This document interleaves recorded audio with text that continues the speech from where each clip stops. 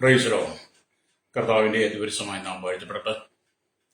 ഈ നല്ല സമയത്ത് ഓർത്ത് ദൈവത്തെ സ്തുതിക്കുകയും വാഴ്ത്തുകയും ചെയ്യുന്നു. വിവിധ സ്ഥലങ്ങളിൽ രാജ്യങ്ങളുമായിരുന്ന ദൈവത്തിനെ കേൾക്കുന്ന എല്ലാ പ്രിയപ്പെട്ടവരും കർത്താവായ യേശുക്രിസ്തുവിന്റെ വിടിയേറിയ നാമത്തിൽ സ്നേഹവന്ദനം. അല്പസമയത്തെ ദൈവനെ ചിന്തയ്ക്കായി ദൈവജന ഭാഗം വായിക്കുന്നു.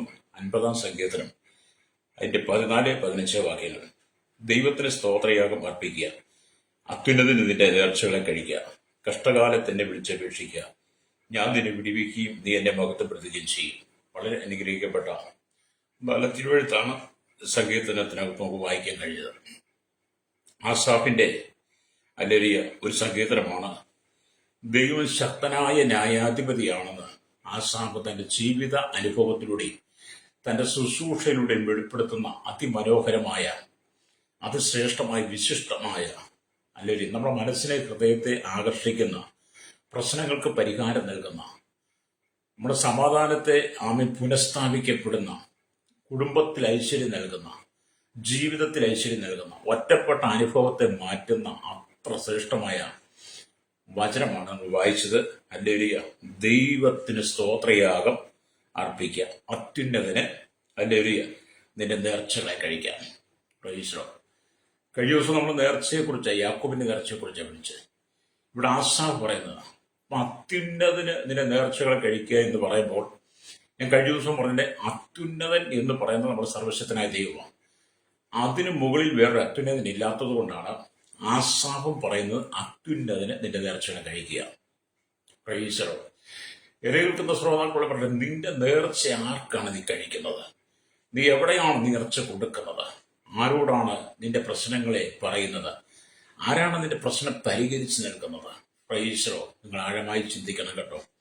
അപ്പൊ നേർച്ച എന്നാൽ കർത്താവിൽ നിന്ന് ഒരു കാര്യം പ്രതീക്ഷയോടെ, ആഗ്രഹത്തോടെ പ്രാപിച്ചെടുക്കാൻ വേണ്ടി, നേടിയെടുക്കാൻ വേണ്ടി ദൈവസേന എടുക്കുന്ന തീരുമാനത്തിനാണ് നേർച്ച എന്ന് പറയുന്നത്. ആ ദൈവസേന എടുക്കുന്ന തീരുമാനമാണ് നേർച്ച. ആ നേർച്ചയ്ക്ക്, ആ തീരുമാനത്തിന് കാണിക്ക വഞ്ചിയിൽ കൊണ്ട പൈസ ഇടണ്ട. ഇന്നലെ ഞാൻ പറഞ്ഞു, ചിലർക്ക് ഇഷ്ടപ്പെടാത്തില്ലെങ്കിലും ആ തീരുമാനം കാണിക്ക വഞ്ചിയിൽ നമ്മളിടുന്ന 5-10 രൂപ കൊണ്ട് ലഭ്യമാകുന്നതല്ല. അത് തീരുമാനമാണ്. നവവത്സരത്തിൽ എടുക്കുന്ന തീരുമാനങ്ങളെ നേർച്ചയെന്ന് കരുതി പോകുന്നവരുണ്ട്. ഓരോ വർഷത്തിന്റെ ആരംഭത്തിൽ എടുക്കുന്ന തീരുമാനത്തെ നേർച്ച എന്ന് പറയുന്നവരുണ്ട്. വാസ്തവത്തിൽ ഒരു നേർച്ചയായിട്ടാണ് എടുക്കുന്നെങ്കിലും പക്ഷെ ആരും അത് പാലിക്കുന്നില്ല എന്നുള്ളതാണ്. അങ്ങനെ പാലിക്കുന്ന ഒരു വ്യക്തിയെ പോലും നിങ്ങൾക്ക് ഈ ഭൂമി കാണിക്കാൻ കഴിയത്തില്ല. Price the Lord. അപ്പൊ നിങ്ങളുടെ വിശുദ്ധിക്കും നിങ്ങളുടെ ആത്മജീവിതത്തിനും നിങ്ങളുടെ മുന്നേറ്റത്തിനുമായി നിങ്ങൾ എടുക്കുന്ന നല്ല തീരുമാനത്തിനാണ് നേർച്ച എന്ന് പറയുന്നത്. കഴിഞ്ഞ ദിവസം പറഞ്ഞ നമ്മുടെ ശരീരത്തിനെയാണ് നേർച്ച എന്ന് ഞാൻ പറഞ്ഞല്ലോ, റോമലേഖനം 12. അപ്പൊ നിങ്ങളുടെ ജീവിത വിശുദ്ധി നിങ്ങൾക്ക് പ്രാപിക്കണം. കാരണം അശുദ്ധമായ ലോകത്തിൽ അശുദ്ധി കൊണ്ട് നിറയപ്പെട്ട ഈ ഭൂമി ജീവിക്കുവാൻ നമുക്ക് വിശുദ്ധി ആവശ്യമാണ്. അതിന് തീരുമാനം നമുക്കുണ്ടാകണം. അപ്പൊ നമ്മളെടുക്കുന്ന തീരുമാനങ്ങളും നമ്മുടെ ജീവിതത്തിന്റെ മുന്നേറ്റത്തിനുമായി നാം നല്ല നേർച്ചയോടെ നമ്മുടെ ശരീരത്തെ, മനസ്സിനെ ദൈവത്തിൽ ഏൽപ്പിച്ച് തീരുമാനമെടുക്കണം. Price the Lord. പലർക്കും തീരുമാനത്തിൽ ഉറയ്ക്കാൻ കഴിയുന്നില്ല. നേർച്ച നേരും, പക്ഷേ തീരുമാനങ്ങളും സമർപ്പണവും പ്രതിഷ്ഠയൊക്കെ നഷ്ടപ്പെടുത്തി കളയും. നമ്മുടെ ആശ പറയുന്നത് അത്യുന്നതന് നിന്റെ നേർച്ചകളെ കഴിക്കുക, ദൈവത്തിന് സ്തോത്രയാഗം അർപ്പിക്കുക എന്ന് പറഞ്ഞ ദൈവത്തിന് പ്രസാദകരമായ ആരാധന നടത്തുക എന്നുള്ളതാണ്. ഹല്ലേലൂയ. Price the Lord. നിങ്ങൾ യോശുവയെ നോക്കിയാട്ടെ. യോശുവ നോക്കുമ്പോൾ യോശുവയുടെ പുസ്തകം 24-ാം അധ്യായം 15-ാം വാക്യം പറയുന്നുണ്ട്. യോശുവ പറയും, ഞാനും എൻ്റെ കുടുംബവും ഞങ്ങൾ യഹോവയെ സേവിക്കും എന്ന് കുടുംബമായി തീരുമാനിച്ചു. ഹല്ലേലൂയ. കഠിനമേറിയ പരീക്ഷകളും നഷ്ടങ്ങളും വ്യാധികളും ഒക്കെ വന്നപ്പോൾ യോബും പറഞ്ഞു, ഹല്ലേലൂയ, സ്തോത്രം, അവനെന്നെ കൊന്നാലും ഞാൻ അവനെ തന്നെ കാത്തിരിക്കും എന്ന് തീരുമാനിച്ചു. ഹല്ലേലൂയ. അപ്പൊ യോശുവയുടെ കാലഘട്ടം വളരെ പ്രതികൂലമായ സാഹചര്യങ്ങളാണ്. താൻ തനിക്ക് അക്കരെ ഇക്കരെയൊക്കെ ഒരുപാട് വിഗ്രഹങ്ങളും വിഗ്രഹ സേവകളും ഒക്കെ ഉണ്ട്. ഒരുപാട് ആളുകൾ വിഗ്രഹങ്ങളെ സേവിക്കുന്നതും ആ അനുഭവത്തിൽ കടന്നു പോകുന്നതും യോശുവ കണ്ടു. എങ്കിലും യോശുവ പറയുന്നത്, ഞാനും എൻ്റെ കുടുംബവും ഞങ്ങളെ യഹോവയെ സേവിക്കുകയുള്ളൂ, അത്യുന്നതനായ ദൈവത്തെ സേവിക്കുകയുള്ളൂ. അതൊരു തീരുമാനം, ഒരു നേർച്ചയാണ്. യോശുവയുടെ നേർച്ചയാണ്. നമ്മൾ ഈ വാക്യമൊക്കെ പലപ്പോഴും എടുത്ത് ഉച്ചരിക്കുകയും സാക്ഷ്യത്തിന് പറയുകയൊക്കെ ചെയ്യും. പക്ഷെ ആ പറയുന്നതല്ലാതെ നമ്മുടെ ജീവിതത്തിൽ അവരുടെ പ്രായോഗിക തരത്തിലില്ല. സ്തോത്രം. അപ്പൊ യോശുവെ പോലൊരു തീരുമാനമുണ്ടെങ്കിൽ നിങ്ങൾ മറ്റൊരിടം സന്ദർശിക്കുവാൻ പോകത്തില്ല, മറ്റൊരിടത്തേക്ക് നിങ്ങൾ പോകത്തില്ല, മറ്റൊരു ചിന്താഗതി വരത്തില്ല. ദൈവം ആരെന്നറിയുക എന്നുള്ളതാണ്. സ്തോത്രം. ഈ കാണുന്ന ലോകത്തെ മുഴുവൻ സൃഷ്ടിച്ച അണ്ടകടാകത്തെ സൃഷ്ടിച്ച അഖിലാണ്ടത്തിന്റെ ഉടയവനായിരിക്കുന്ന അത്യുന്നതനായ ദൈവം. യെശയ്യാവിന്റെ പുസ്തകം നമ്മൾ ഉന്നതനും ഉയർന്നിരിക്കുന്നതിന് ശാശ്വതവാസിയുമായ പരിശുദ്ധനുമായവൻ എന്നൊക്കെയാണ് നമ്മൾ കർത്താവിനെ കുറിച്ച് പറയുന്നത്. അത്ര ശ്രേഷ്ഠനായ ദൈവത്തിന്, അത്യുന്നതനായ ദൈവത്തിന് നിങ്ങൾ നേർച്ച കൊടുക്കുന്നതാണ്, നിങ്ങളുടെ കുടുംബത്തെ ഏൽപ്പിക്കുന്നതാണ്. അതൊരു തീരുമാനമാണ്. അത് യോശുവ പറഞ്ഞത്, ഞാനും എൻ്റെ കുടുംബവും ഞങ്ങളെ കൂടി സേവിക്കും. പ്രൈസലോ. എന്നെ കേൾക്കുന്ന സഹോദരൻ, എത്ര കാലം നിങ്ങൾ ഈ വാക്യം വായിച്ച് സഭകളിൽ സാക്ഷ്യം പറഞ്ഞ് നിങ്ങൾ എത്രയോ പ്രാവശ്യം ഈ വാക്യം മറ്റുള്ള പറഞ്ഞിട്ടുണ്ട്. പക്ഷെ നിങ്ങളുടെ ജീവിതം, നിങ്ങളുടെ കുടുംബം ദൈവത്തിന് സമർപ്പിച്ചിട്ടുണ്ടോ? യോശുവയെ പോലെ ജീവിതത്തിനകത്ത് ആടുമാട്, കന്നുകാലികൾ, ദാസി ദാസന്മാർ, പുത്രി പുത്രന്മാർ എല്ലാം നഷ്ടപ്പെട്ടു.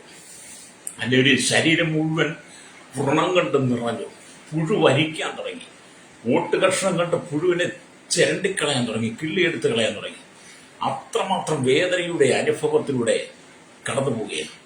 അപ്പോൾ താൻ ജീവിതത്തിൽ സ്നേഹിച്ച തൻ്റെ ഭാര്യ, തൻ്റെ പ്രാണനെ പോലെ സ്നേഹിച്ച, ജീവനെ തുല്യം സ്നേഹിച്ച തൻ്റെ ജീവിത പങ്കാളി, തൻ്റെ ഉറ്റ തുണ, തക്ക തുണ ഒക്കെ ആയിരുന്ന 10 മക്കൾക്ക് അല്ലെങ്കിൽ ജന്മം കൊടുത്തവൻ, 10 മക്കളെ ഉദരത്തിൽ വഹിച്ചവൻ, 10 മക്കളുടെ മാതാവായിരുന്ന യോബിന്റെ കണ്ണിലെ കൃഷ്ണമണി പോലെ യോബ് കാത്തു സൂക്ഷിച്ച യോബിന്റെ പ്രിയതമയായിരുന്നവൾ, ആ ഭാര്യ യോബിനോട് വന്നിട്ട് പറയുക, നീ ഇനി ദൈവഭക്തി മുറുകെ പിടിച്ചു കൊള്ളാതെ നീ ദൈവത്തെ ത്യജിച്ചു മരിച്ചു കളാം. അല്ലേ ഒരു ഭാര്യ പറഞ്ഞു കൊടുത്തതാ. അല്ലേ യോബിന്റെ ഭാര്യ. ഈ മനുഷ്യന്റെ സ്ഥിതി വളരെ വല്ലാത്ത അനുഭവമായി. ശരീരം മുഴുവൻ പുഴു വ്രണമാണ്. അപ്പം ഈ 10 മക്കളെ പ്രസവിച്ച് 10 മക്കളെ വളർത്തിയെടുത്ത് അവരെ നല്ല നിലയിലേക്ക് കൊണ്ടുവന്നു കഴിഞ്ഞപ്പം ഈ തൻ്റെ ഭർത്താവിന് രോഗം വന്നപ്പോൾ പറയുക, നീ ദൈവത്തെ തെച്ച് നീ മരിച്ചു കള, എനിക്കിനി നിന്റെ ഭർത്താവിനെ വേണ്ടെന്ന. അല്ല, എനിക്ക് ഭർത്താവായിട്ട് വേണ്ട. ഇന്നത്തെ കാലഘട്ടത്തിലും അത് തന്നെയാണ്. ഭർത്താക്കന്മാർക്ക് രോഗം വരുമ്പോഴറിയാം ഭാര്യമാരുടെ കടമ എത്രമാത്രമുള്ളത്. പല ഭർത്താക്കന്മാരും രോഗികളായി മാറിക്കഴിഞ്ഞപ്പോൾ, വൈകല്യം വന്നു കഴിഞ്ഞപ്പോൾ, ആക്സിഡന്റിൽ തളർന്നപ്പോൾ, അല്ലെങ്കിൽ മരത്തിൽ നിന്ന് വീണ് തളർന്നപ്പോൾ, വിവിധ സാഹചര്യങ്ങളിൽ പല ഭർത്താക്കന്മാരും കിടന്നുപോയപ്പോൾ, രോഗികളായി മാറിയപ്പോൾ എത്രയോ ഭാര്യമാരും ഭർത്താക്കന്മാരും ഉപേക്ഷിച്ചിട്ട് പോയി. അല്ലെങ്കിൽ കൊച്ചു കുഞ്ഞുങ്ങളെ പോലും വലിച്ചെറിഞ്ഞിട്ട് പോയി എത്രയോ സഹോദരിമാർ ഇന്ന് മറ്റു പുരുഷന്മാരുമായി ജീവിക്കുന്നു. പക്ഷെ അവർക്കൊന്നും ഗതിയുണ്ടാകത്തില്ല കേട്ടോ. ഇവിടെ ഇയ്യോബിന്റെ ഭാര്യ ഇയ്യോബിനെ നാമെ പരിഹസിച്ച് ഇയ്യോബിനോട് ദൈവത്തെ പറയാൻ പറഞ്ഞപ്പോഴും ഇയ്യോബ് പറയുകയാണ്, ഹല്ലേലൂയ, അവനെന്നെ കൊന്നാലും ഞാൻ അവനെ തന്നെ കാത്തിരിക്കും. അല്ലെ എന്നൊരു തീരുമാനം, വലിയൊരു നേർച്ചയാണ് കേട്ടോ. ഹല്ലേലൂയ. ജീവിതത്തിന്റെ ഏത് മേഖലയിലൂടെ കടന്നുപോയാലും എന്നെ കേൾക്കുന്ന സഹോദര സഹോദരി, നീ ദൈവത്തിന് വേണ്ടി കാത്തിരിക്കണം. കഷ്ടങ്ങൾ വരാം, നഷ്ടങ്ങൾ വരാം, വേദനകൾ വരാം, നൊമ്പരങ്ങൾ വരാം, നിന്ദകൾ വരാം, അപമാനങ്ങൾ വരാം. നിന്റെ ഭവനത്തിൽ നാട്ടി പുറത്താക്കിയേക്കാം, നിന്റെ നന്മകളെല്ലാം തടഞ്ഞു വെച്ചേക്കാം, സമൂഹം നിന്നെ വെറുത്തേക്കാം, സമുദായം നിന്നെ തള്ളിക്കളഞ്ഞേക്കാം, അല്ലെങ്കിൽ രോഗിയായി മാറിയേക്കാം. അങ്ങനെ അതിന്റെ പ്രതിസന്ധിയുടെ കടക്കണിയിലൂടെ ആയിരിക്കാം. ഏതെല്ലാം പരിശോധനയുടെ കടന്നു പോയാലും ഹല്ലേലൂയ, യോബിനെ പോലെ യോശുവെ പോലെ നല്ലൊരു തീരുമാനം ഉണ്ടായിരിക്കണം. യോശുവ പറഞ്ഞു, ഞാൻ എൻ്റെ കുടുംബങ്ങളെ യഹോവയെ സേവിക്കും. യോബ് പറഞ്ഞു, അവൻ എന്നെ കൊന്നാലും ഞാൻ അവനെ കാത്തിരിക്കും. ഹല്ലേലൂയ. നിങ്ങൾക്ക് അങ്ങനെ പറയാൻ കഴിയുമോ? സ്തോത്രം. Price the lord. ഹല്ലേലൂയ. നമുക്കങ്ങനെ പറയണമെന്നേ, അങ്ങനെ പറയണം. അങ്ങനെ പറഞ്ഞാലേ ജീവിക്കാൻ പറ്റത്തുള്ളൂ ഒരു വിശ്വാസിക്ക്. എന്നെ പ്രിയരെ, ഞാൻ എപ്പോഴും പറയാറുണ്ട്, നിങ്ങൾ എനിക്ക് വേണ്ടി പ്രാർത്ഥിക്കാൻ വേണ്ടി പറയുന്നതാണ്. ഞാൻ ഒത്തിരി പ്രശ്നങ്ങളെ അഭിമുഖീകരിക്കുക, ഒരുപാട് പ്രശ്നങ്ങളെ അഭിമുഖീകരിക്കുക, വലിയ പ്രതികൂലങ്ങളെ അഭിമുഖീകരിക്കുക. ഹല്ലേലൂയ. അതിൻ്റെ നടുവിൽ ഞാനും ദൈവത്തോട് പറഞ്ഞു, ഞാനും എൻ്റെ കുടുംബങ്ങളെ ഉപയോഗിച്ചിരിക്കും. ഞാനങ്ങനെ തീരുമാനത്തിനാണ്. അപ്പോൾ തന്നെ ഇയ്യോബ് പറഞ്ഞു, അവൻ എന്നെ കൊന്നാലും ഞാൻ കാത്തിരിക്കുന്നു. എൻ്റെ പ്രശ്നങ്ങളുടെ നടുവിൽ, പ്രതിസന്ധികളുടെ നടുവിൽ ഞാനെടുത്ത തീരുമാനമാണ്, അവൻ എന്നെ കൊന്നാലും ഞാൻ അവനെ കാത്തിരിക്കുന്നു. ഇയ്യോബിനെ പോലെ ഞാനും തീരുമാനിച്ചിരിക്കുക. നിങ്ങളെങ്ങനെ തീരുമാനിക്കണം കേട്ടോ. നമ്മളെല്ലാം പ്രശ്നത്തിനകത്താണ്. അല്ലെങ്കിൽ പ്രതിസന്ധികളുടെ നടുവില, പ്രതികൂലങ്ങളുടെ നടുവില, നാളെ എന്ത് ചെയ്യുമെന്നോർത്ത് ഭാരപ്പെടുന്നവരാണ് നിങ്ങളും ഞാനും ഒക്കെ. നമ്മൾ ദൈവത്തിൽ വിശ്വസിക്കുന്നവരാണ്, ദൈവവചനം പ്രസംഗിക്കുന്നവരാണ്. ദൈവം നമുക്ക് ആശ്രയമുണ്ട്, ആശ്വാസമായുണ്ട്, എല്ലാം തരുവും നമുക്കറിയാം. എങ്കിൽ പോലും നമ്മുടെ ജഡത്തിൽ പലപ്പോഴും ഇങ്ങനെ ചിന്ത വരും, നാളെ എന്തു ചെയ്യും. അങ്ങനെയൊക്കെ വരും. അപ്പോഴും അവിടെ തീരുമാനത്തിനകത്ത് മാറരുത്. യോബ് തന്റെ തീരുമാനത്തിൽ ഒരിക്കൽ പോലും താൻ മാറിപ്പോയില്ല. തന്റെ തീരുമാനത്തിൽ ഉറച്ചു, ജീവിത വിശുദ്ധി കാത്തു സൂക്ഷിച്ചു. തന്റെ ജീവിതത്തിന്റെ വിശുദ്ധിക്ക് വേണ്ടി എടുത്ത തീരുമാനം, ആത്മജീവിതത്തിന്റെ മുന്നേറ്റത്തിന് വേണ്ടി എടുത്ത തീരുമാനത്തിനകത്ത് ആ നേർച്ച, ആ തീരുമാനത്തെ താൻ തള്ളിക്കളയാതെ, ഭാര്യയുടെ വാക്കിന് മുമ്പിൽ തലകുനിക്കാതെ, ഭാര്യയുടെ വാക്കിന് മുമ്പിൽ ലജ്ജിച്ചു പോകാതെ ദൈവസനി തല ഉയർത്തിപ്പിടിച്ചു. രക്താജയം. എന്റെ മകനെ കേൾക്കുന്ന മാതാപിതാക്കളെ, എന്ത് പ്രശ്നം വന്നാലും, എന്ത് പ്രതിസന്ധി വന്നാലും, നീ തല ഉയർത്തി നിൽക്കുവാൻ വേണ്ടിയിട്ടാണ് നിന്നെ ദൈവം വിളിച്ചത്. പ്രൈസോ. കഷ്ടതയുണ്ടെന്നേ എനിക്ക് തോന്നുന്നത്, നിങ്ങളൊക്കെ അനുഭവിക്കുന്ന പോലെ കഷ്ടതകൾ നിങ്ങൾ അനുഭവിക്കുന്ന രീതിയിൽ മറ്റൊരു തരത്തിൽ, വേറൊരു തരത്തിൽ അങ്ങനെയൊക്കെ പലരും അനുഭവിക്കും. ഞാനും അനുഭവിക്കുന്നുണ്ട്. പ്രൈസോ. അവിടെ നമുക്ക് ദൈവ പ്രത്യാശ കേട്ടോ. ഹല്ലേലൂയ. അപ്പൊ ഇവിടെ ദൈവവചനം പറയുന്നത്, സ്തോത്രം, ഹല്ലേലൂയ, നമുക്ക് ദൈവത്തിനും വായിക്കുമ്പോൾ പ്രസാദകരമായ ആരാധന ദൈവത്തിന് കൊടുക്കണം. അതാണ് നമ്മൾ വായിക്കുന്നത്. എന്ന് പറഞ്ഞാൽ കർമാചാര ജടിലമായ പ്രവൃത്തികളിലൊന്നും ദൈവം പ്രസാദിക്കുന്നില്ല. ഇസ്രായേൽ യാഗങ്ങൾ അർപ്പിച്ചില്ല എന്നതല്ല, അല്ലെങ്കിൽ ദൈവത്തിന്റെ പരാതി. അവർ അതെല്ലാം അർപ്പിച്ചു പോന്നു, എങ്കിലും ദൈവം അതിലൊന്നും പ്രസാദിച്ചില്ല. ഇസ്രായേൽ ഒരുപാട് യാഗങ്ങൾ കഴിച്ചു. അല്ലേ? കർമാചാര ജടിലമായ ഒരുപാട് യാഗങ്ങൾ, വഴിപാടുകൾ എല്ലാം ഇസ്രായേൽ സമർപ്പിച്ചു. എങ്കിലും അവയിലൊന്നും ദൈവം പ്രസാദിച്ചില്ല എന്നാണ് ആമേൻ 50-ാം സംഗീത 7 തൊട്ടുള്ള വാക്യങ്ങൾ താഴോട്ട് വരുമ്പോൾ കാണുന്നത്. ഹല്ലേലൂയ. സ്തോത്രം. ആരാധന എന്ന നിലയിലല്ലാതെ ദൈവത്തിന് എന്തോ ഉപകാരം ചെയ്യുന്നു എന്ന ആമേൻ മനോഭാവത്തോടെയാണ് ഈ യാഗങ്ങൾ അർപ്പിച്ചത്. സാധനത്തിന്റെ യാഗം എന്തായിരുന്നു? ആരാധന എന്നുള്ള തീരുമാനമല്ല, അല്ലെങ്കിൽ അവരുടെ ഉള്ളില് ദൈവത്തിന് എന്തോ ഞങ്ങൾ ചെയ്യുന്നു എന്നുള്ള ജടികമായ ചിന്തകളോടുകൂടിയുള്ള യാഗങ്ങളാണ് അവർ കഴിച്ചത്. ഇന്നത്തെ ജനപത് തന്നെയാണ്. ഞങ്ങൾ ദൈവത്തിന് എന്തോ കൊടുക്കുന്നു എന്ന് പറഞ്ഞാൽ, ദൈവത്തിന് കൊണ്ട് പണ്ടാരപ്പെട്ടി പൈസ ഇട്ടു, ദൈവത്തിന് കൊണ്ട് എന്തോ കൊടുത്തു എന്നൊക്കെ ചിന്തിക്കുന്നത് പോലെയുള്ള കർമാചാര ജടിലമായ യാഗങ്ങളാണ് ഇന്ന് ജനം ചെയ്യുന്നത്. ദൈവം പ്രസാദിക്കുന്നില്ല. എന്നെ കേൾക്കുന്ന പ്രശ്നിക്കുന്നത്, നിങ്ങൾ ദൈവത്തിന് പണം കൊടുക്കണ്ട. ഹല്ലേലൂയ. നിങ്ങളുടെ പണത്തിലല്ല ദൈവം പ്രസാദിക്കുന്നത്. നിങ്ങളുടെ കർമാചാര ജടിലമായ ആചാരത്തിലല്ല ദൈവം പ്രസാദിക്കുന്നത്. ആടുകളെ വെട്ടിയതുകൊണ്ടോ, കാളുകളെ വെട്ടിയതുകൊണ്ടോ, പോത്തിനെ അറുത്തത് കൊണ്ടോ, കോഴിയെ വെട്ടിയത് കൊണ്ടോ, മനുഷ്യനെ കുരുതി കൊടുത്തുകൊണ്ടോ നിങ്ങളുടെ ശരീരത്തെ ദണ്ഡിപ്പിച്ച്, നിങ്ങളുടെ ശരീരത്തെ വേദനിപ്പിച്ച് നിങ്ങൾ സാഹസികമായി യാഗങ്ങൾ നടത്തിയത് കൊണ്ടോ ദൈവം പ്രസാദിക്കത്തില്ല. Praise the lord. ഹല്ലേലൂയ. അതിനൊന്നും ദൈവത്തിന് ഇഷ്ടമില്ലെന്നാ. പക്ഷെ ദൈവത്തിന് ഇഷ്ടം എന്താ? ദൈവത്തിന് സ്തോത്രയാഗം അർപ്പിക്കുക, അത്യുന്നതന് നേർച്ചകളെ കഴിക്കുക എന്ന് പറഞ്ഞാൽ നിന്റെ ആദരനിൽ നിന്നുള്ള ആദരഫലം എന്ന സ്തോത്രയാഗമാണ് ദൈവം ആഗ്രഹിക്കുന്നത്. സ്തോത്രം. അല്ലാതെ ചെല്ലൊക്കെ ഓർക്കുന്നത്, അല്ലെങ്കിൽ കുറെ വീട് വെച്ച് കൊടുത്തത് കൊണ്ടോ, കുറെ കല്യാണം നടത്തി കൊടുത്തതുകൊണ്ടോ, കുറെ അല്ലെങ്കിൽ എന്തെങ്കിലുമൊക്കെ ചെയ്തുകൊണ്ട് ദൈവത്തിന് പ്രസാദം അല്ല. ദൈവത്തിനില്ല. വീടില്ലാത്തവന് വീട് വെച്ചു കൊടുക്കണം. പണമുള്ളവര്. സ്ഥലമില്ലാത്തവന് സ്ഥലം വാങ്ങി കൊടുക്കണം. മക്കളെ കെട്ടിക്കാൻ നിർവാഹമില്ലാത്ത മക്കളെ കെട്ടിച്ചു അയക്കാനുള്ള സാമ്പത്തികം കൊടുക്കണം. അവരുടെ കാര്യങ്ങൾ നടത്താം. രോഗിയായി സഹായിക്കണം. അതൊക്കെ മാനുഷികമായ നിലയിൽ ദൈവം നമ്മളെ ആക്കി വെച്ചിരിക്കുമ്പോൾ നമ്മൾ ചെയ്യേണ്ട കർമ്മങ്ങളാണ്, ചെയ്യേണ്ട കടമകളാണ്. പക്ഷെ അതൊരിക്കലും ദൈവത്തിന് കൊടുക്കുന്ന യാഗം ആരാധനയല്ല. നമ്മൾ ചെയ്യേണ്ടത് ചെയ്യണം. അപ്പോൾ തന്നെ നിന്റെ ഹൃദയത്തിനകത്തുനിന്ന്, നിന്റെ ജീവിതത്തിൽ, നിന്റെ ആത്മാവിൽ നിന്ന്, ഹൃദയത്തിന്റെ അന്തരാത്മാവിൽ നിന്ന് ഹല്ലേലൂയ ദൈവത്തിന് സ്തോത്രയാഗം അർപ്പിക്കണം. ഹല്ലേലൂയ. അത്യുന്നതന് നിന്റെ നേർച്ചകളെ കഴിക്കണം. ഹൃദയത്തിൽ നിന്ന് വരുന്നത്. മറ്റെല്ലാം നമുക്ക് ചെയ്യാം, എല്ലാം നമ്മൾ ചെയ്യുന്നത്. ഞാൻ എന്നെ കഴിയുന്നതൊക്കെ ചെയ്യാറുണ്ട്. നിങ്ങളെ അവോളം ചെയ്യാറുണ്ട്. ഹല്ലേലൂയ. പണ്ടൊക്കെ ഞാൻ നന്നായിട്ട് വല്ല എൻ്റെ ഏരിയക്കുള്ള കൊടുക്കുമായിരുന്നു. ഇപ്പം എൻ്റെ കൊടുക്കാനില്ലാത്തത് കൊണ്ട് ഇപ്പം ഞാൻ ഒരുപാട് കുറച്ചിട്ടുണ്ട്. കുറച്ച് കൊടുക്കാനില്ല. ഹല്ലേലൂയ. പക്ഷെ ദൈവം അനുവദിക്കുന്ന ദോഷം അതൊക്കെ ചെയ്യും. അതൊക്കെ മാനുഷികമായ ദൈവം നമുക്ക് നന്ദി ചിന്തകളാണ്, കടമകളാണ്. മറ്റൊരാളെ സഹായിക്കുക, മറ്റൊരാളെ ദുഃഖത്തിൽ പങ്കുചേരുക, അന്യോന്യം ഭാരം ചുമക്കുക, അന്യോന്യം പ്രബോധിപ്പിക്കുക, തമ്മിൽ ഭാരങ്ങൾ ചുമക്കുക, അതൊക്കെ ദൈവം തന്നിരിക്കുന്നതാണ്. പക്ഷേ ആരാധന അതല്ല കേട്ടോ. ആരാധന ഹൃദയത്തിൽ വരുന്ന, നേർച്ച ഹൃദയത്തിൽ നമ്മെ സമർപ്പിക്കുന്ന. അല്ലേലൂയ. ഇവിടെ ദൈവവചനം പറയുന്നത്, ദൈവം അല്ലൊരു യാതൊരു യാഗവസ്തുവും തിന്നുന്നില്ല. ദൈവം യാതൊരു യാഗവസ്തുവും തിന്നുന്നില്ല.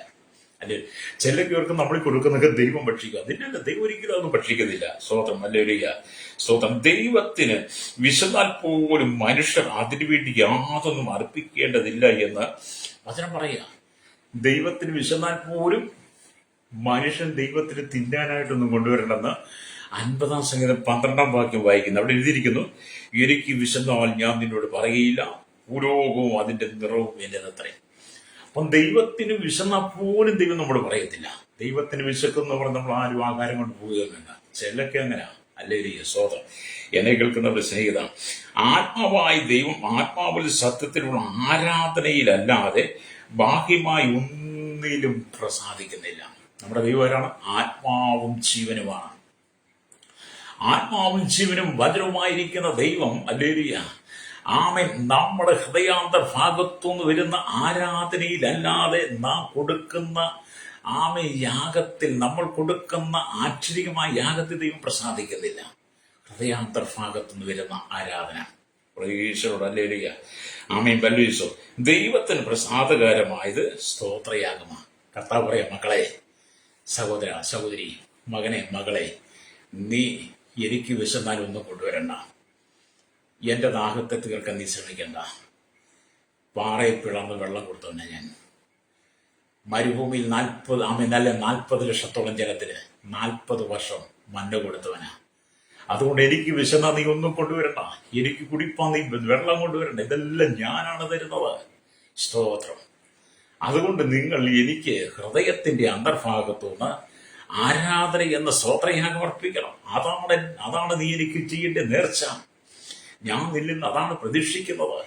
ഇതാണ് കർത്താവ് പറയുന്നത് കേട്ടോ. എന്നെ കേൾക്കുന്ന മാതാവേ, പിതാവേ, ഇന്ന് വരെ നിന്റെ ആരാധന എപ്രകാരമാണ്? നീ ഇന്നലെ വരെ ആരാധിച്ചത്, ഇന്ന് പ്രഭാതത്തിൽ നീ ആരാധിച്ചത് എപ്രകാരമാണ്? ഏത് നിലയിലാണ്? അല്ലേലൂയ. ഹൃദയത്തിൽ നിന്നാണോ? ഹൃദയത്തിന്റെ അന്തർഭാഗത്തു നിന്നാണോ ദൈവത്തിന് സ്തോത്രയാഗമാണ് അർപ്പിച്ചത്? നിങ്ങളെ ശോധന ചെയ്യണം. പലപ്പോഴും നമ്മുടെ നന്മകൾ തടയും, നമ്മുടെ അനുഗ്രഹങ്ങൾ തടയുന്നത് കർമാചാര ജടിലമായ ആരാധനകളും യാഗങ്ങളും വഴിപാടുകളും നമ്മൾ ദൈവത്തിന് കൊടുക്കുന്നെന്ന് പറഞ്ഞ് അത് കൊടുത്ത് ദൈവത്തെ പ്രസാദിപ്പിക്കാൻ നോക്കുമ്പോൾ പലതിലും നമ്മൾ പരാജയപ്പെട്ടു പോകും. അല്ലേലൂയ. നമുക്കൊരു മടങ്ങി വരാൻ ആവശ്യമാകും. അല്ലേലൂയ. ഇവിടെ ദൈവത്തിന് വചനം പറയുന്നത്, സ്തോത്രം. അല്ലേലൂയ. സ്തോത്രം.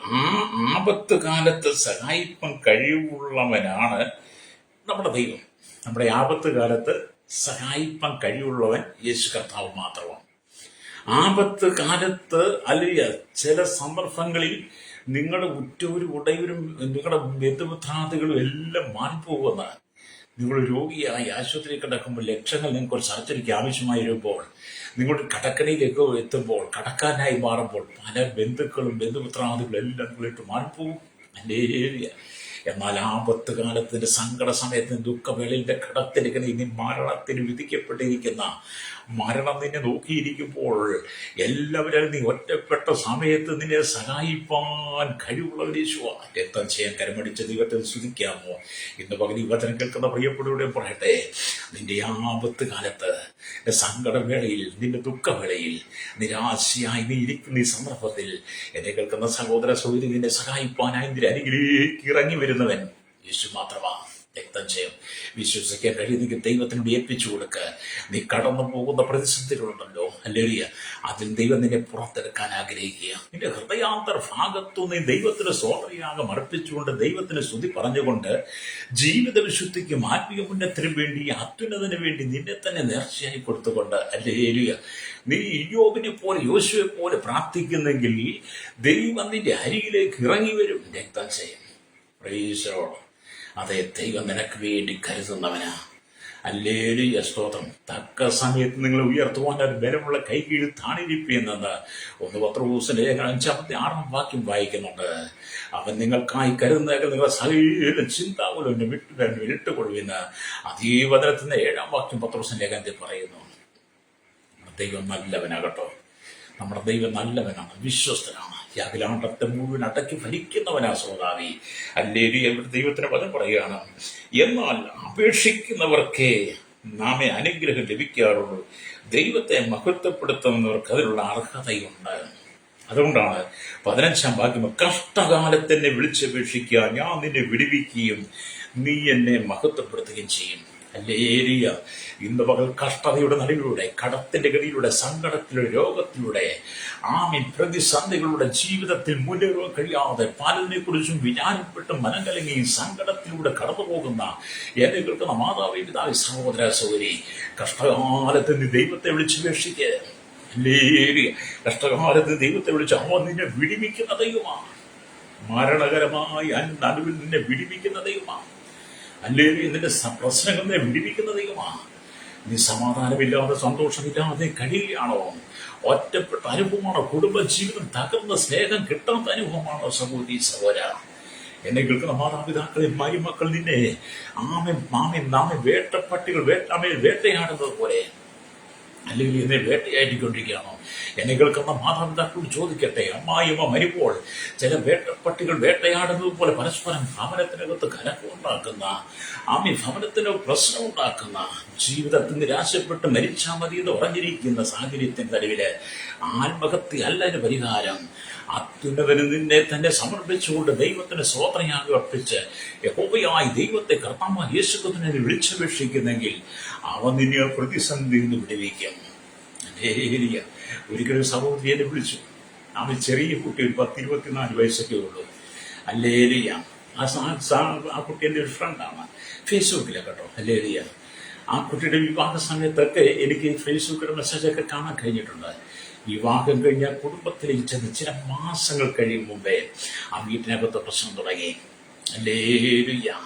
ആ വീട്ടിലെ മാതാവ് പ്രശ്നം തുടങ്ങി. സൗന്ദര്യത്തെക്കുറിച്ച്, സമ്പത്തിനെ കുറിച്ച്, കൊണ്ടുവന്നതിനെ കുറിച്ച് അങ്ങനെ നിരന്തരമായി പ്രശ്നം വേട്ടയാടാൻ തുടങ്ങി.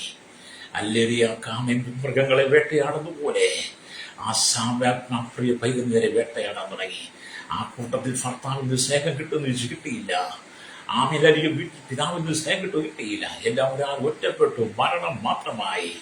അങ്ങനെയുള്ള സന്ദർഭങ്ങളിൽ ആ സഹോദരിയുടെ പ്രാർത്ഥനയ്ക്ക് അപേക്ഷിച്ച് ഞാൻ പറഞ്ഞു, നീ ഭയപ്പെടണ്ട, ഭാരപ്പെടണ്ട, നിനക്ക് വേണ്ടി ഇറങ്ങി വന്ന് പ്രവർത്തിക്കുന്ന ഒരു ദൈവമുണ്ട്.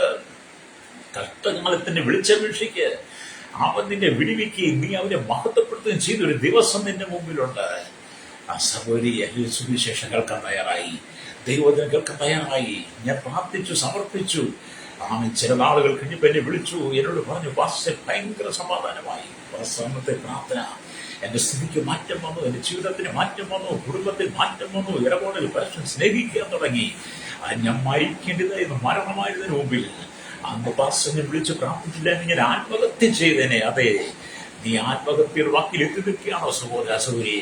നിന്റെ അടുത്തുള്ള ഏതെങ്കിലും ദൈവദാസന്മാരിലേക്ക് നീ ചെന്ന്, ദൈവസഭയിൽ ചെന്ന് നിന്റെ പ്രശ്നങ്ങൾ പറയുന്നെങ്കിൽ, നിന്റെ പ്രതിസന്ധികൾ പറയുന്നെങ്കിൽ, കണ്ണീര് എന്താണ് നീ അവരോട് ഹൃദയപൂർവ്വം സംസാരിക്കുന്നെങ്കിൽ അവർ നിനക്ക് വേണ്ടി ഇടിവി നിൽക്കും, പ്രാർത്ഥിക്കും. ദൈവത്തിന്റെ വചനം പറഞ്ഞിരും, സുവിശേഷം നിന്നോട് പറയും. നിന്നെ വിടിവിക്കുന്ന ദൈവത്തെക്കുറിച്ച് അവർ നിന്നോട് സംസാരിക്കും. നിന്റെ കണ്ണുനീര് തുടയ്ക്കുവാൻ സ്വർഗത്തിൽ നിന്നും ദൈവം കരനീട്ടും. വിശ്വസിച്ച് കരമടിച്ച് ദൈവത്തെ സ്തുതിച്ചാട്ട്. അത് എനിക്കറിയാം, അനവധി കുടുംബങ്ങൾക്കകത്ത് കണ്ണുനീരാ. എത്ര ജീവിതമാണ് തകർന്നിരിക്കുന്നത്. ഭർത്താവിന്റെ സ്നേഹം കിട്ടാതെ, ഭർത്താവിന്റെ സ്നേഹം അന്യ സ്ത്രീകൾ തട്ടിയെടുക്കുന്നു. ഭാര്യയുടെ സ്നേഹം കിട്ടാതെ മറ്റ് പുരുഷന്മാർ അല്ലെങ്കിൽ ഭാര്യയുടെ സ്നേഹം തട്ടിയെടുക്കുന്ന അനവധി സംഭവങ്ങൾക്ക് വേണ്ടി പ്രാർത്ഥിക്കാറുണ്ട്. മക്കൾ വഴിവിട്ട് ജീവിതം നയിക്കുമ്പോൾ കണ്ണുനീരൊഴുക്കുന്ന മാതാപിതാക്കളുണ്ട്. ഹല്ലേലൂയ. ബിസിനസ് തകർന്ന മരണം മതി എന്ന് പറഞ്ഞിരിക്കുന്നവരില്ലേ?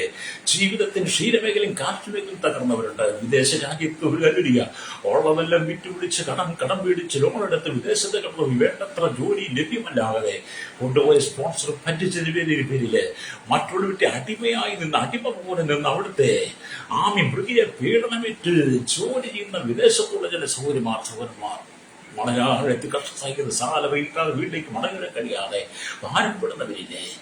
ഇന്ന് പകൽ ദൈവത്തിന്റെ വചനം പറയുക, ഹല്ലേലൂയ, നിന്റെ കർമാചാരജനിതമായ ആചാര അനുഷ്ഠാനങ്ങൾ മാറ്റിവെച്ചിട്ട് ദൈവത്തിന് സ്തോത്രയാഗം അർപ്പിക്ക്. അത്യുന്നതിന് നേർച്ചുകൊണ്ട് കഷ്ടകാലത്തിന് വിളിച്ചപേക്ഷിക്കുക. അവതിനെ വിടിവിക്കുന്ന ദൈവമാ. നീ അവനെ മഹത്വപ്പെടുത്തും. അതെ, നിന്റെ അരികിലേക്ക് ഇറങ്ങി വരും ദൈവമുണ്ട് സ്വഭാവയെ രക്തം ചെയ്യും. കരമടിച്ച് ദൈവത്തെ സൂചിച്ചാട്ട്. അത് ചില കുടുംബങ്ങൾക്കകത്ത് ദൈവം വിടുതൽ തരാൻ ആഗ്രഹിക്കുക.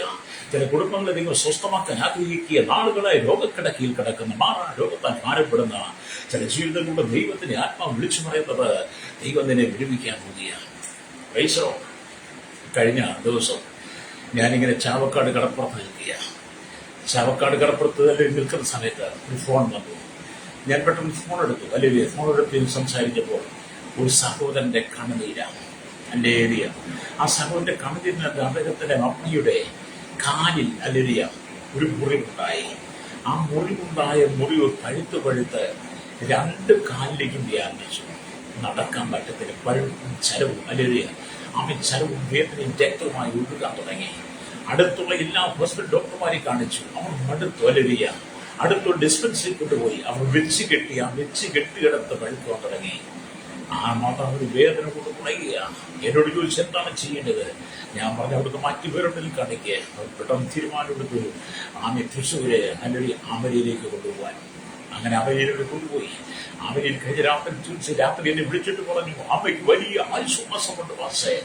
അവർ പറഞ്ഞ അല്ലെങ്കിൽ മുമ്പ് കാണിച്ചതും ചെയ്തതുമൊക്കെ അല്ലെങ്കിൽ അത് ഈ വേണ്ടത്ര ഫലപ്രയോജനമായില്ല. ആ മാതാവില്ല. ഞാൻ പറഞ്ഞു ദൈവസൗഖ്യമാക്കും. ഞാൻ ഇന്ന് നിങ്ങളുടെ എനിക്ക് വരാം, നിങ്ങൾക്ക് വേണ്ടി പ്രാർത്ഥിക്കാം. എന്നിട്ട് ഇതിനൊക്കെ പ്രാർത്ഥിച്ചു ചോദിച്ചതേ ദൈവം നിന്റെ സങ്കടങ്ങൾ നിന്റെ വേദനകൾ അറിയുന്ന ഒരു ദൈവമുണ്ട്. അതേ സങ്കടങ്ങൾ വരുമ്പോൾ ദുഃഖങ്ങൾ വരുമ്പോൾ രോഗങ്ങൾ കടന്നു വരും. മരണം നിന്നെ വിളിക്കുമ്പോൾ മരണം നിന്റെ അരികിൽ വരുമ്പോൾ അല്ലെങ്കിൽ നീ ദൈവത്തോട് വിളിച്ചപേക്ഷിക്കുന്നെങ്കിൽ അതേ കഷ്ടകാലത്ത് ദൈവത്തെ വിളിച്ചപേക്ഷിക്കുന്നെങ്കിൽ അവൻ നിന്നെ വിടുവിക്കും. രക്തം ചെയ്യാം അല്ലേരിയ. ദൈവം എന്തിനാണ് നമ്മെ ഇവിടെ സൃഷ്ടിച്ചത്? എന്താണ് നമ്മളെക്കുറിച്ച് പദ്ധതി? എന്താണ് നമ്മളെക്കുറിച്ച് പ്ലാൻ എന്ന് നീ മനസ്സിലാക്കുന്നെങ്കിൽ അല്ലേരിയ നിനക്ക് വേണ്ടി പ്രവർത്തിക്കുന്ന ദൈവം രക്തം ചെയ്യും. കഴിച്ചോ? അപ്പൊ നിങ്ങളുടെ കണ്ണുനീരെല്ലാം തുടയ്ക്കുന്നവനാരാ? യേശുവാണ്. അല്ലേരിയ. ഇവിടെ ദൈവത്തിന് വചനം വായിക്കുമ്പോൾ ജീവിത വിശുദ്ധി അല്ലേരിയ. അപ്പൊ യോശുവ അല്ലേരിയ ഈ യോവ വീണ്ടും നാം ദൈവത്തിന് വചനം വായിക്കുമ്പോൾ അല്ലെ കാണുന്നത് സ്തോത്രം അല്ലേരിയ. ഉൽപ്പത്തി പുസ്തകത്തിലേക്ക് വരുമ്പോൾ ഉൽപ്പത്തി പുസ്തകം വലിയ സ്തോത്രം വായിക്കും 37-ാം അധ്യായം അല്ല 39-ാം അധ്യായം. ഉൽപ്പത്തി പുസ്തകം 39-ാം അധ്യായം അതിന്റെ 7 തൊട്ടുള്ള വാക്യങ്ങൾ വായിക്കുന്നത് കാണാൻ കഴിയുന്നത് എൻ്റെ ഒരു സ്തോത്രം ഒരു വലിയ പ്രതിസന്ധി നമുക്കിവിടെ കാണാൻ കഴിയും. രക്തം ചെയ്യും എൻ്റെ ഏരിയ. അവിടെ ദൈവത്തിന്റെ വചനമൊക്കെ രേഖപ്പെടുത്തുന്നത് എന്നെ കിട്ടുന്ന ഈ യോസെഫിനെ കുറിച്ചുള്ളൊരു സംഭവം നമുക്കവിടെ കാണാൻ കഴിയും. അല്ലേരിയ. അവിടെ ഇങ്ങനെ എഴുതിയിരിക്കുന്ന സ്തോത്രം അല്ലേരിയ. ആമേ സ്തോത്രം അല്ലേരിയ സ്തോത്രം. ഉൽപ്പത്തി പുസ്തകം 39-ാം അധ്യായം അല്ലേരിയ 7 തൊട്ടുള്ള വാക്യങ്ങൾ വായിക്കുമ്പോൾ ഇങ്ങനെ എഴുതിയിരിക്കുകയാണ്. അല്ലേരിയ സ്തോത്രം.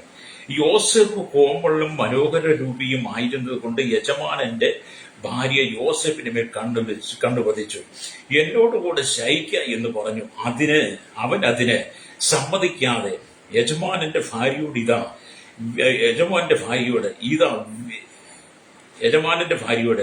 ഇതാ വീട്ടിൽ എന്റെ കൈവശമുള്ള യാതൊന്നും എന്റെ യജമാനൻ അറിയുന്നില്ല.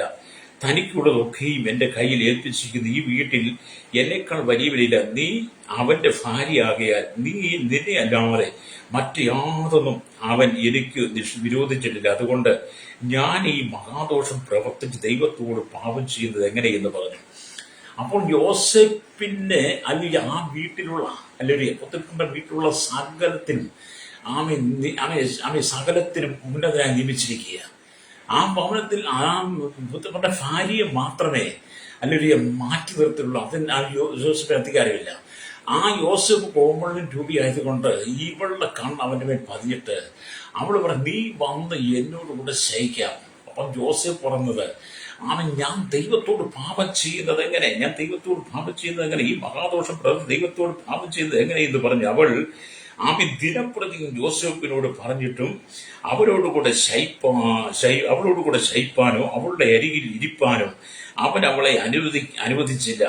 ഒരു ദിവസം അവൻ തന്റെ പ്രവൃത്തി ചെയ്യുവാൻ വീട്ടിനകത്ത് ചെന്നു. വീട്ടിലുള്ളവർ ആരും അവിടെ ഇല്ലായിരുന്നു. അവൾ അവന്റെ വസ്ത്രം പിടിച്ചു എന്നോടുകൂടെ ശയിക്ക എന്ന് പറഞ്ഞു. എന്നാൽ അവൻ തന്റെ വസ്ത്രം അവളുടെ കയ്യിൽ വിട്ടേച്ച് പുറത്തേക്ക് ഓടിപ്പോയി. അല്ലേറിയ. യോസെഫിന്റെ തീരുമാനം കണ്ടോ? നിങ്ങളെ ഒക്കെ വായിച്ചിട്ട് അതിനകത്തെ വിശുദ്ധിയാണ് കാണുന്നത്. അതൊക്കെ അവിടെ എങ്ങനെ പച്ച മലയാളത്തിൽ ഏത് കുഞ്ഞിനും മനസ്സിലാകത്തക്ക നിലയിൽ എഴുതി തന്നതിന്റെ കാരണം യോസേപ്പിന്റെ മേൽ ദൃഷ്ടി വെച്ച പോത്തിഫറിന്റെ ഭാര്യ യോസേപ്പിനെ പാപത്തിൽ തള്ളിയിടുവാൻ ശ്രമിച്ചവൾ, ദൈവത്തോട് മഹാദോഷം മഹാപാപം ചെയ്യുവാൻ യോസേപ്പിനെ വശീകരിക്കുവാൻ, അവനെ അല്ലെങ്കിൽ തകർക്കുവാൻ ശ്രമിച്ച ആ സ്ത്രീയുടെ മുമ്പിൽ നിന്ന് തന്റെ വിശുദ്ധിയെ കാത്തു സൂക്ഷിച്ചുകൊണ്ട് ദൈവത്തോട് പാപം ചെയ്യുകയില്ല എന്നുള്ള തീരുമാനമെടുത്ത് തന്റെ ശരീരത്തെ വിശുദ്ധിയോടെ ദൈവത്തിന് അങ്ങ് കൊടുത്തു. ഒരു നേർച്ചയ, ദൈവത്തോട് ഞാൻ മഹാദോഷം ചെയ്യുന്നത് എങ്ങനെ.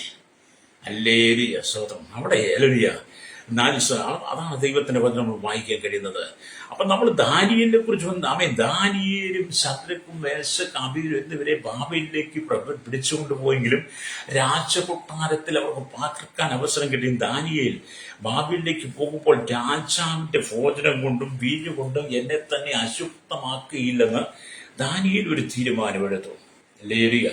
ദാനിയേലിന്റെ തീരുമാനം എന്താണ്? ഞാൻ എന്നെ അശുദ്ധമാക്കുകയില്ല. Price the Lord.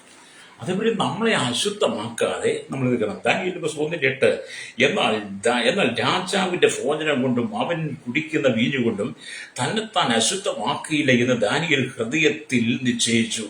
തനിക്ക് അശുദ്ധി ഭവിപ്പാൻ ഇടവരുത്തത് എന്ന് ഷണ്ഡാധിപനോട് അപേക്ഷിച്ചു. ദൈവം ദാനിയേലിന് ഷണ്ഡാധിപന്റെ മുമ്പിൽ ദയയും കരുണയും ലഭിപ്പാൻ ഇടവരുത്തി. കണ്ടോ ദാനിയേലിന്റെ തീരുമാനം. യോശുവയുടെ തീരുമാനം എന്താണ്? ഞാൻ എന്റെ കുടുംബങ്ങളെ കോവിഡ് സേവിക്കും. 2 ഇയ്യോബിന്റെ തീരുമാനം എന്താണ്? ഇയ്യോബിന്റെ നേർച്ച, അവൻ എന്നെ കൊന്നാലും ഞാൻ അവനോട് കാത്തിരിക്കും. ഹല്ലേലൂയ. 3 യോസേപ്പിന്റെ തീരുമാനം എന്താണ്? ഈ മഹാദോഷം ചെയ്തതിനെ, ദൈവത്തോട് പാപം ചെയ്തതിനെ അവൻ തന്റെ വസ്ത്രം ഇട്ടിട്ട് ഓടിപ്പോയി. 4 ഹല്ലേലൂയ രാജാവിന്റെ രാജാവിന്റെ ഭോജനം കൊണ്ടും അവൻ കുടിക്കുന്ന വീഞ്ഞു കൊണ്ടും തന്നെ താൻ അശുദ്ധമാക്കിയില്ല എന്ന് ദാനിയേലിന്റെ തീരുമാനം. അല്ലേ? അപ്പൊ അത്യുന്നതന്റെ നേർച്ചകളെ കഴിക്കുക എന്ന് പറയുമ്പോൾ നമുക്ക് മുമ്പേ കടന്നുപോയ വിശുദ്ധന്മാർ കാണിച്ചു തന്ന മാതൃകയുണ്ട്. സ്വഭാവി നീ അതിൽ ഉറച്ചു നിൽക്കണം. ഹല്ലേലൂയ. നമ്മുടെ ആചാരമായ കർമാചാര ജടിലമായ ക്ഷടത്തിന്റെ പ്രവൃത്തികളാൽ നീ ദൈവത്തെ പ്രസാദിപ്പിക്കാൻ നോക്കരുത്. നിന്റെ ഇഷ്ടം കൊണ്ട്, നിന്റെ ബുദ്ധി കൊണ്ട്, കരി കൊണ്ട് നീ ദൈവത്തിന് എന്തോ കൊടുക്കുന്നുള്ള ചിന്തയിലൂടെ നീ ദൈവത്തിന്റെ സന്നിധിക്കല്ല കടന്നു വരേണ്ടത്. ഹല്ലേലൂയ. അങ്ങനെ നീ ദൈവത്തിലേക്ക് കടന്നു വരരുത്. ദൈവത്തിലേക്ക് കടന്നു വരുമ്പോൾ ദൈവത്തിന് സ്തോത്രയാഗം അർപ്പിക്കാൻ ഹൃദയത്തിന്റെ അന്തർഭാഗത്തുനിന്നും പ്രൈസ് ദി ലോർഡ് സ്വന്തം അത്യുന്നതിന് നേർച്ച കഴിപ്പാൻ നേരുവാൻ വേണ്ടി വേണം നീ വരാൻ കേട്ടോ. ഹല്ലേലൂയ. അവളുടെ എന്നെ കേൾക്കുന്ന വിശുദ്ധിയെ കാത്തു സൂക്ഷിക്കണം. നിന്നെ തന്നെയാണ് നേർച്ചയെന്ന് ഞാൻ ഇന്നലെ ഇന്നും പറഞ്ഞു. നീ തന്നെയാണ് നേർച്ച ദൈവസന്നിധിയിൽ. ഹല്ലേലൂയ. അപ്പം നമുക്ക് മുമ്പിൽ കടന്നുപോയ വിശുദ്ധന്മാർ ജീവിത വിശുദ്ധി കാത്തു സൂക്ഷിച്ചതുപോലെ നിന്റെ വിശുദ്ധിയെ കാത്തു സൂക്ഷിക്കുന്ന രക്തം ചെയ്യാം. ഹല്ലേലൂയ. നിന്നെ ദൈവം മാനിക്കുക തന്നെ ചെയ്യും. എന്നെ മാനിക്കുന്നവനെ മാനിക്കുമെന്ന. ഹല്ലേലൂയ. രക്തം ചെയ്യാതെ ഇന്ന് പകലെന്നെ കേൾക്കുന്ന മാതാവ് പിതാവേ, നിനക്ക് വേണ്ടി എഴുന്നേൽക്കുന്ന ഒരു ദൈവമുണ്ട്, നിനക്ക് വേണ്ടി ഉണർന്നിരിക്കുന്ന ദൈവമുണ്ട്, നിനക്ക് വേണ്ടി പ്രവർത്തിക്കുന്ന ഒരു ദൈവമുണ്ട്. ജീവിതത്തിന്റെ ഏത് മേഖലകളിലും നീ തകർന്നു പോകാമായിരിക്കുന്ന സന്ദർഭങ്ങളിൽ കൊടുങ്കാറ്റ് നിനക്ക് രാഞ്ഞടിക്കുമ്പോൾ ചുഴലിക്കാറ്റ് വന്ന് നിലത്തെ പൊടി ചുഴറ്റിയെടുത്ത് പറപ്പിച്ചുകൊണ്ട് പോകുന്ന പോലെ നിലത്ത് കിടക്കുന്ന കരിയിലകൾ ചുഴലിക്കാറ്റ് പൊക്കിയെടുത്ത് പറപ്പിച്ച് മറ്റൊരു സ്ഥലത്തേക്ക് കൊണ്ടുപോകുന്നത് പോലെ ചില ചുഴലിക്കാറ്റ് പോലെയുള്ള ചില പ്രശ്നങ്ങൾ നിന്നെ ചുഴറ്റിയടിക്കുമ്പോൾ അതിന്റെ നടുവിൽ നീ തകർന്നു പോകരുത്.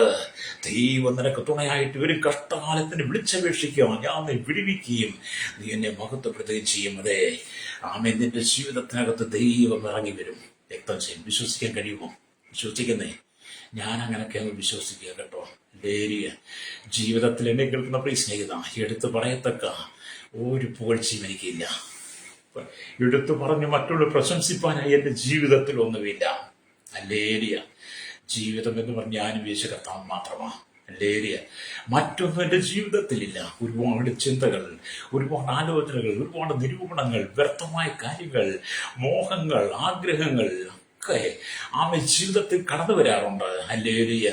അങ്ങനെയൊക്കെ കടന്നു വരുമ്പോൾ ഞാൻ കർത്താവേ അങ്ങ് ഞാൻ വല്ലാതെ ജീവിതത്തിൽ ഒന്നും ഉണ്ടാകരുത്. ഹല്ലേലൂയ. തകർക്കാൻ ശത്രു വരും. അല്ലെ ഉടയ്ക്കുവാൻ പിശാചി വരും. നാം ഉടഞ്ഞു പോകരുത്, തകർന്നു പോകരുത്. നാം ദൈവത്തോട് ചേർന്നിരിക്കണം, അവരോട് പറ്റിയിരിക്കണം. 91 സങ്കീർത്തനം പറയുന്നതിന്റെ അവൻ എന്നോട് പറ്റിയിരിക്കാൻ, അവൻ എന്നെ വിടുവിക്കുവാൻ നാമത്തെ അറിയിക്കാൻ ഞാൻ അവനെ ഉയർത്തും. അത് നമ്മൾ ദൈവത്തോട് പറ്റിയെന്ന് അവൻ നമ്മെ വിടുവിക്കുക ഉയർത്തുകയും ചെയ്യുന്ന ദൈവമാണ്. രക്തം ചെയ്യും ജീവിതം ഒരിക്കൽ മാത്രം.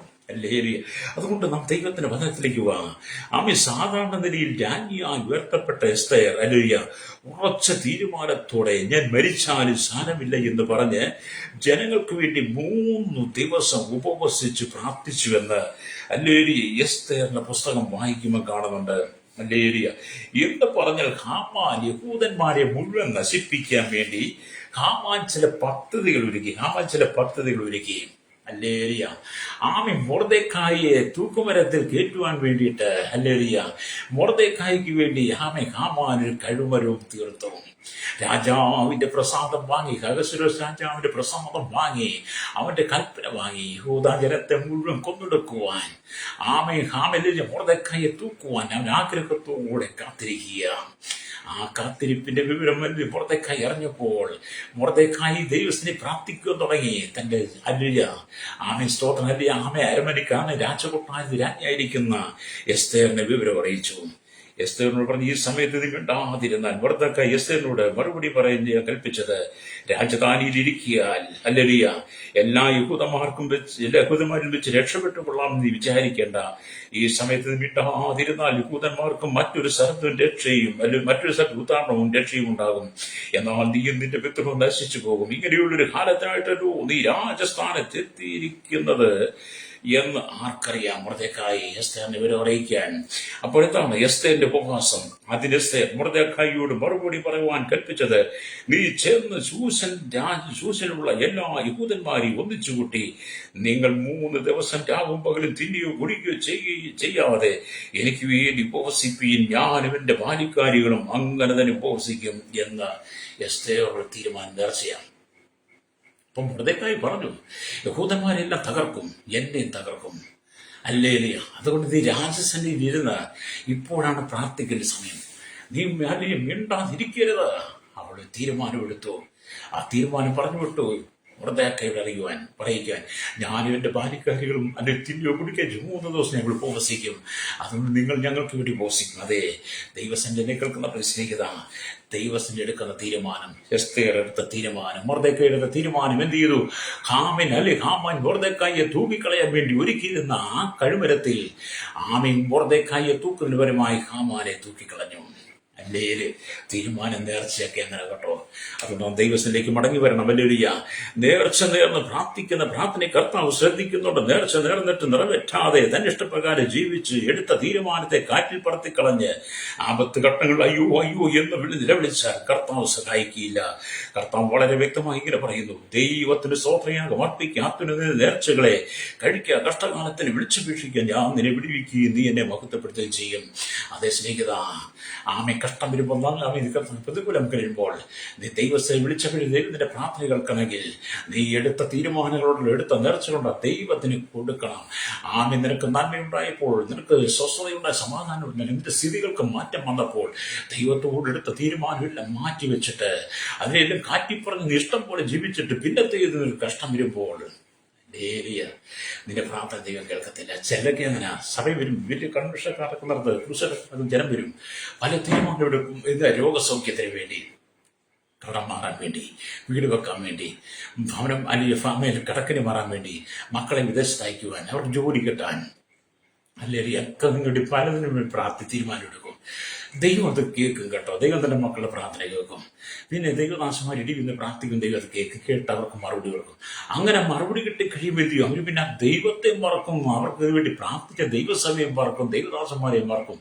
പിന്നെ അവർ തട്ടിക്കളിച്ച് അവർ ഇഷ്ടം പോലെ നടക്കും. പിന്നെ കഷ്ടം കടന്നു വരുമ്പോൾ നീ ദൈവത്തെങ്കിലും വന്നാൽ അതിന്റെ പ്രാർത്ഥനയ്ക്ക് മറുപടിയില്ല. അതുകൊണ്ട് നീ ദൈവത്തിന് സ്തോത്രയാഗം അർപ്പിക്കണം.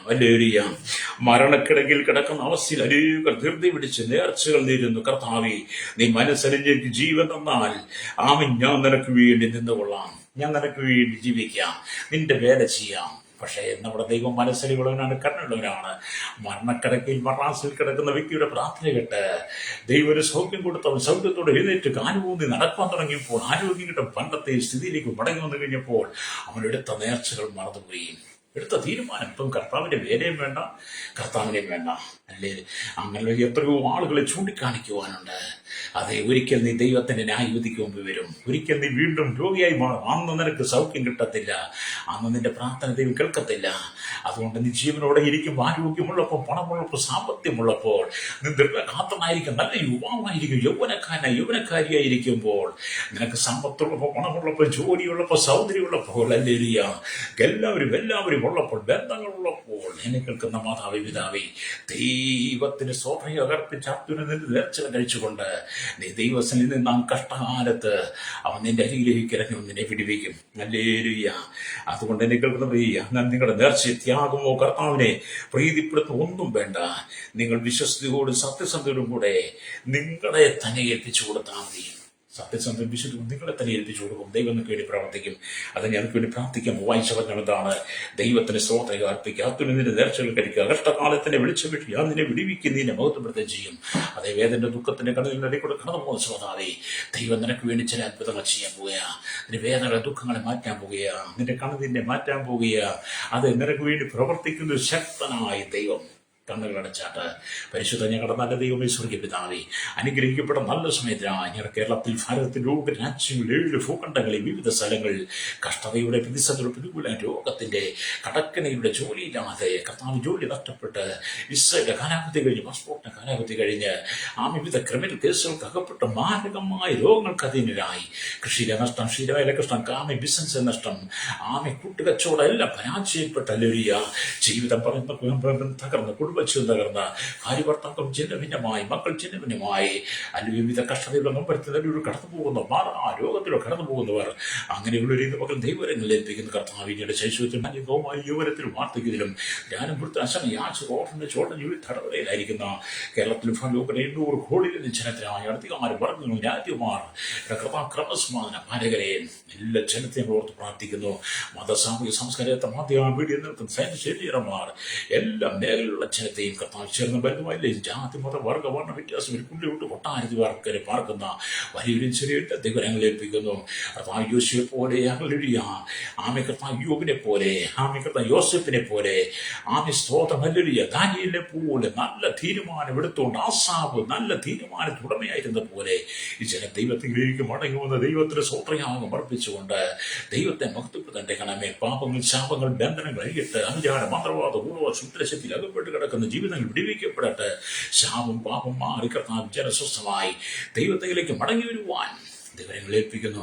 ദൈവത്തിന് എന്തോ കൊടുക്കുന്നു എന്ന് പറഞ്ഞ് ആ ചിന്തയിലല്ല, ഹൃദയത്തിന്റെ അന്തർഭാഗത്തും ദൈവത്തെ, കർത്താവിന്റെ നാമത്തെ ഉയർത്തുന്ന ഒരു കൂട്ടം ജനത്തെ ഒരുക്കണമെന്ന് പ്രാർത്ഥിക്കുന്നു. ദൈവദാസിദാസന്മാർക്ക് വേണ്ടി പ്രാർത്ഥിക്കുന്ന കർത്താവെ, ഒരു ഐക്യം, സ്ഥാനത്ത് സൂക്ഷിക്കും, പരിപാലിക്കും ജനമേ. ജീവിതത്തിൽ കടന്നുപോകുന്ന പ്രതിസന്ധികൾ, കർത്താവ്, തീവ്രവാദം, ഭീകരവാദം, വർഗീയത പെരുകുന്നതിന്റെ നടുവിൽ ദൈവം പ്രവർത്തിക്കണം. പ്രത്യേകിച്ച് ഇസ്രായേലിനായി ഇറാന് വേണ്ടി പ്രാർത്ഥിക്കുന്നു. ഇരു രാജ്യങ്ങളും കർത്താവ് സമാധാനപരമായി മാറുവാൻ ദൈവങ്ങൾ ഏൽപ്പിക്കുകയാണ്. കഴിഞ്ഞ ദിവസങ്ങളായി, ഇന്നത്തെ ദിവസം 6 ദിവസമായി കർത്താവ് പാകിസ്ഥാൻ, ഇറാനും സ്തോത്രം, ഇസ്രായേൽ യുദ്ധം തുടരുന്ന കർത്താവ്, 50 ആളുകൾ മരണപ്പെട്ടു. കർത്താവ് സമാധാനത്തിലേക്ക് വരുവാൻ ഇരു രാജ്യങ്ങളുമായി സമാധാനത്തിലേക്ക് ഉടന്ന കർത്താവ് പരസ്പരം തമ്മിലടിച്ചു വരിക്കാതെ ഈ ജനം പരസ്പരം മാനസാന്തരപ്പെടുന്ന ദൈവങ്ങൾ ഏൽപ്പിക്കുന്നു. കഷ്ടകാലത്തിനെ വിളിച്ചപേക്ഷിക്കുക. ഞാൻ നിന്നെ വിളിക്കുക, നീ എന്നെ മഹത്വപ്പെടുന്ന ചെയ്ത വന്ദനം ഞങ്ങൾ വെച്ച് പ്രാർത്ഥിക്കുകയാണ്. ഒരു വിടുതൽ നീ വായിക്കണമെന്ന് പ്രാർത്ഥിക്കുന്നു. സകല ജനത്തെ അനുഗ്രഹിക്കണമേ. ഇന്ന് പകൽ 2 വീലും 3 വീലും 4 വീലും യാത്ര ചെയ്യുന്നവർ, കമ്മലിച്ചതുമല്ലോ കരിയിലുകളുടെ ആകാശമാർക്ക് വാങ്ങാൻ ചെയ്ത് യാത്ര ചെയ്ത് സൂക്ഷിക്കണമേ. കാലവർഷം ശക്തമായി പിന്തുടർക്കുന്ന കർത്താവ്, കേരളത്തിലെ 3-4 ജില്ലകളെയും താഴ്ന്ന പ്രദേശം മലയോരം താമസിക്കുന്നവരെ ഓർത്ത് പ്രാർത്ഥി കർത്താവ്. മരയിടിച്ചിലെ മണ്ണിടിച്ചിൽ ഉൾപ്പെട്ട നാശം, പേമാരി, വെള്ളപ്പൊക്കമൊന്നുമില്ല തീരദേശങ്ങളിൽ പാർക്കുന്നവർക്കായി പ്രാർത്ഥിക്കുന്ന കർത്താവ്, സ്തോത്രം, എല്ലാവരും സൂക്ഷിക്കണമേ. എല്ലാം സൂക്ഷിക്കണമായി. പ്രാർത്ഥന ഉൾപ്പെട്ട മേഖലയായിരിക്കുന്ന കർത്താവ് തൃശ്ശൂരിനായി, മലപ്പുറത്തിനായി, കോഴിക്കോടിനായി, കർത്താവ് വയനാടിനായി പ്രത്യേകം പ്രാർത്ഥിക്കണം. എല്ലാ കർത്താവ് സൂക്ഷിക്കണമേ. സകലത്തിന്റെ ഞങ്ങളുടെ നീതിയുള്ള കരം വെളിപ്പെടും യേശുവിന്റെ നാമത്തിൽ തന്നെ. ആമേൻ, ആമേൻ.